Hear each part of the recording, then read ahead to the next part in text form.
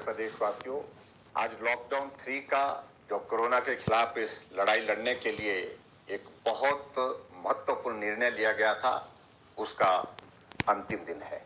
लेकिन उसके बावजूद भी हम इस बात को अनुभव कर रहे हैं कि पूरे देश भर में कोरोना वायरस के बहुत सारे मामले इन दिनों में आए हैं और इस बात को हमको भी स्वीकार करना होगा कि हिमाचल प्रदेश में भी पिछले कुछ दिनों से कोरोना वायरस के मामलों में बढ़ोतरी हुई है।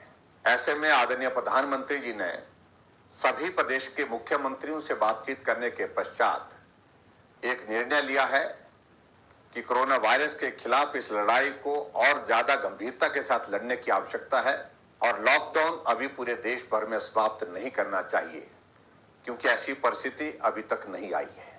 लॉकडाउन 3.0 समाप्त हो रहा है और आप सबका उसमें बहुत बड़ा सहयोग रहा।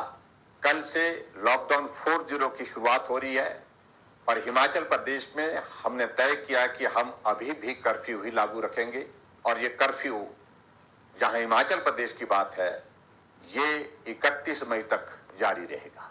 मैं आप सबका आभार व्यक्त करना चाहूंगा कि इस दौरान जहां हिमाचल प्रदेश में हमने कर्फ्यू लागू रखा था और उस कर्फ्यू का पालन करते हुए जो भी दिशा निर्देश प्रदेश सरकार और केंद्र सरकार से आप तक पहुंचे, आपने उनका पालन किया है। हम हिमाचल प्रदेश में इस बात को महसूस कर रहे हैं कि कोरोना वायरस के कुछ मामले पिछले दिनों में जो पड़े हैं, उसमें जो प्रदेश से बाहर हमारे भाई बहन रहते थे, बच्चे रहते थे, वो हिमाचल प्रदेश में आए हैं। वो बहुत संकट के दौर में से गुजर रहे थे और स्वाभाविक रूप से जहां से उनका आना हुआ है, उन इलाकों में, उन प्रदेशों में कोरोना वायरस के मामले बहुत ज्यादा थे।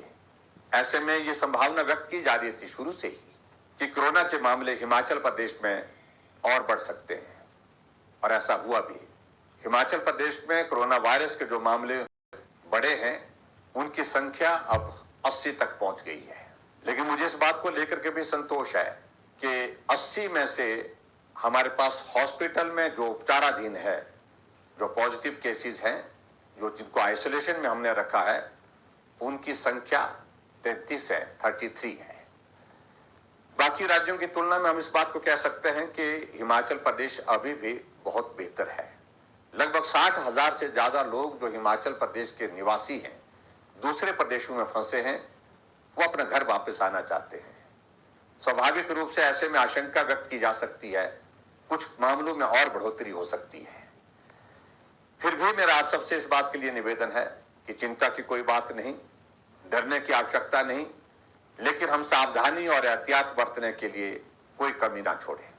मैं हिमाचल प्रदेश में हाल ही में दूसरे प्रदेशों से जो भाई और बहन हमारे आए हैं, उनसे हाथ जोड़ करके विनम्र निवेदन करना चाहूंगा। आप अपने घर आए हैं, आप घर में आने के पश्चात अब सुरक्षित हैं, लेकिन उसके बावजूद आप होम क्वारंटीन में हैं, तो होम क्वारंटीन के नियम पालन करें। परिवार वालों से भी इस बात के लिए आग्रह करें कि वो भी नियमों का पालन करें। अगर इंस्टीट्यूशनल क्वारंटाइन में है तो उसमें भी आप नियमों का पालन करें। आपके सहयोग की बहुत बड़ी आवश्यकता है। हिमाचल प्रदेश के सभी भाइयों और बहनों की जीवन की रक्षा हमारी जिम्मेवारी है। हम उस जिम्मेवारी का निर्वहन कर रहे हैं और मुझे पूरा भरोसा है, पूरा विश्वास है, आप इस संकट की घड़ी में हमारा सहयोग करेंगे। इस बीच में मुझे इस बात को लेकर के खेद भी है कि कोरोना वॉरियर के नाते जो फ्रंट लाइन पे काम कर रहे हैं, जिसमें एक डॉक्टर टांडा मेडिकल कॉलेज का, वो भी संक्रमण की चपेट में आए हैं। एक हवलदार, वो भी पुलिस विभाग में काम करते हुए कोरोना वायरस की चपेट में आए हैं। मैं उम्मीद करता हूं कि उनका स्वास्थ्य बहुत जल्दी ठीक हो जाएगा। मैंने उनसे बात करने की भी कोशिश की, वो दोनों स्वस्थ हैं और उम्मीद करता हूं आने वाले समय में वो ठीक होकर के बाकी लोगों का भी हौसला बढ़ाने में मददगार होंगे।